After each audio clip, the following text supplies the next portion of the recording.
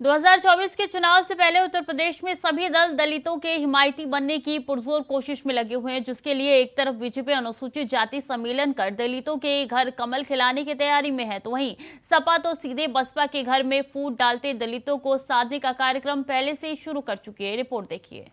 BJP दलित सम्मेलन करने जा रही है। कांग्रेस का दलित गौरव संवाद अभियान।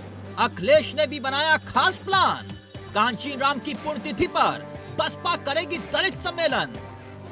जी, लोकसभा चुनाव की आहट के साथ ही सभी पार्टियों का सबसे ज्यादा फोकस दलित वोट बैंक पर दिखने लगा है। बीजेपी हो या सपा, यहाँ तक कि कांग्रेस भी दलित वोट बैंक की सियासत में कूद पड़ी है।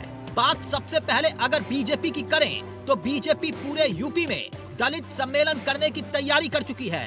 इसमें पार्टी के आला नेता शिरकत करेंगे। इसके पीछे बड़ा मकसद ये है कि बसपा से टूटकर दलित वोट बैंक का जो हिस्सा उसके पाले में आया है वो बरकरार रहे, उसमें कोई और पार्टी सेंधमारी ना कर पाए। दरअसल घोसी सीट पर उपचुनाव में हार के बाद बीजेपी के कान खड़े हो गए हैं। इस सीट पर बीजेपी की हार के पीछे एक बड़ी वजह कुछ और नहीं बल्कि दलित वोट बैंक सपा की ओर चला गया। याद रहे, बसपा ने घोसी उपचुनाव को नहीं लड़ा था और उसका फायदा सीधे तौर पर सपा को हुआ। अब घोसी के नतीजों के बाद पार्टी को अपना ये वोट बैंक सहेज रखने में चिंता हो रही है। इसलिए बीजेपी भी पूरी तरह से यूपी में दलित सम्मेलन करने के लिए कमर कस चुकी है। सपा की स्ट्रैटेजी। सपा भी कोशिश में लगी है कि अगर दलित वोट बैंक उसके साथ पूरे मन से जुट जाए तो उसे कोई हरा नहीं सकता। पार्टी को मालूम है कि सिर्फ यादव और मुस्लिम वोट बैंक से काम नहीं चलने वाला। इन दोनों के साथ अगर दलित भी प्लस हो जाए तो उसकी बल्ले बल्ले हो सकती है। इसलिए अखिलेश यादव ने बसपा के कई दलित नेताओं को अपने साथ लाने की कवायद शुरू की है। सपा मिशन कांची राम अभियान चला चुकी है। रायबरेली में अखिलेश यादव ने कांची राम की मूर्ति का अनावरण किया। वो लगभग अपने हर रैली में ये कहते हुए सुनाई दे रहे हैं कि बीजेपी आरक्षण को खत्म कर रही है। आरक्षण को लेकर सबसे ज्यादा मुखर, याद हो आपको, दलित समुदाय ही रहता है। उत्तर प्रदेश की 80 लोकसभा सीट में से अधिकतर सीटों पर दलित वर्ग के मतदाता सीधे तौर पर अपनी निर्णायक भूमिका निभाते हैं और यही वजह है कि सभी राजनीतिक दल इस वर्ग के मतदाताओं को अपने साथ लाना चाहते हैं। उत्तर प्रदेश के अंदर दलित वर्ग के मतदाता जिस भी पार्टी के साथ में जाएंगे उसकी जीत काफी हद तक सुनिश्चित होगी और यही वजह है, चाहे सपा हो, बसपा हो या फिर बीजेपी, सभी अलग अलग तरीके से दलित वर्ग के मतदाताओं को साधने में लगे हुए हैं। अब क्या करेंगी मायावती?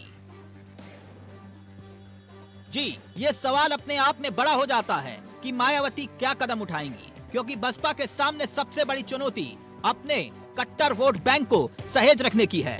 चिंता तो ये भी कि वोट बैंक पर कोई और सेंध न लगा ले। मायावती को मिल रही लगातार हार के बावजूद एक बात बड़ी है कि दलित वोट बैंक आज भी उनके साथ खड़ा है।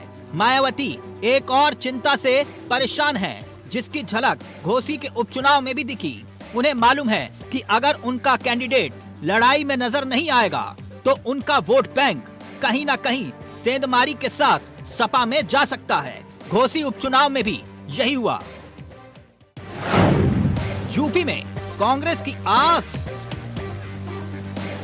वही दिलचस्प बात यह है कि कांग्रेस भी दलितों पर डोरे डालने में जुट गई है। उत्तर प्रदेश में कांग्रेस एक ऐसी पार्टी है जिसका अपना कोई कोर वोटर अब बचा नहीं। किसी जमाने में दलितों और मुसलमानों की बदौलत वो सत्ता में बनी रहती थी। समय के साथ दोनों ने उसका साथ छोड़ दिया। अब कांग्रेस की कोशिश है कि जो वोटर सभी पार्टियों से खफा चल रहे हैं उन्हें अपने पाले में लाया जाए। इसीलिए दलित वोट बैंक को साधने के लिए कांग्रेस दलित गौरव संवाद अभियान चलाने की तैयारी कर चुकी है। कारण ये भी है कि अगर इंडिया गठबंधन में चुनाव लड़ना हुआ तो सपा के कोर वोटरों के साथ साथ दूसरे वोट बैंक को भी अपने साथ जोड़ने की जरूरत होगी। अगर वो ऐसा अभियान नहीं चलाएगी तो दलित वोट बैंक उसके साथ कैसे जुड़ेगा? माननीय अखिलेश यादव जी ने स्पष्ट तौर पे कहा है कि साइकिल के जो दो पहिए हैं वो हमारे दो विचार हैं। इसमें एक विचार लोहिया जी का विचार है और एक जो विचार है वो डॉक्टर अंबेडकर साहब का विचार है। और निश्चित तौर पे अगर कोई इस लड़ाई को लड़ने का काम कर रहा है तो केवल समाजवादी पार्टी और हमारे नेता माननीय अखिलेश यादव जी इसकी लड़ाई को लड़ने का काम कर रहे हैं। और निश्चित तौर पर हम लोग जो बात करते हैं जाति जनगणना की, एक सामाजिक न्याय की जो लड़ाई है उसको माननीय लोहिया जी ने हमेशा इसका पथ प्रदर्शन करा है और नेताजी ने पूरे जीवन इस लड़ाई को लड़ने का काम करा है और आज की डेट में केवल माननीय अखिलेश यादव जी इस लड़ाई को लड़ने का काम कर रहे हैं। चूंकि लोकसभा के चुनाव को ध्यान में रखते हुए हर एक राजनीतिक दल जनता को लुभाने के लिए जो भी